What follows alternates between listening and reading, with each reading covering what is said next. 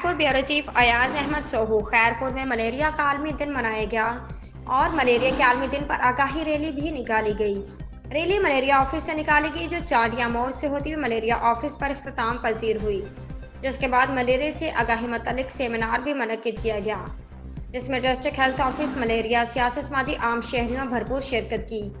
Rally की क़यादत DHO doctor Abdul Qadir Bhutto, doctor Didar Wasat, doctor Mushtaq Bhambru, malaria superintendent Maqbool Hussain Hakru, समाजी रहनुमा परवीन शेख, गुलबानो बरड़ू और दिगर कर रहे थे।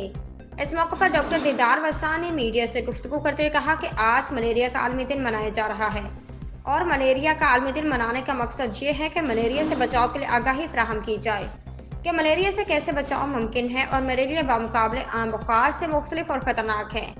इसके बचाव के लिए नेट का इस्तेमाल लाजमी किया जाए और अपने जिस्म पर आए हुई ऑयल भी लगाने चाहिए, जिससे मच्छरों से बचाव हो सके। कमर में स्प्रे का इस्तेमाल किया जाए और मलेरिया खराब पानी पीने की वजह से भी होता है, इसलिए हो सके तो साफ पानी पिया जाए और बचाव किया जाए। दूसरी सूरत सिम्टम अलामात जाहिर होने पर करीबी सेंटर पर डॉक्टर से रजू करें, अपना इलाज करवाएं।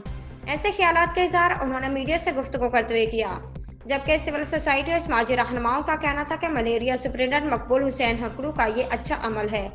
ऐसे आगाही रैलियां निकाली जाए, सेमिनार मुनक्किद करवाए जाएं।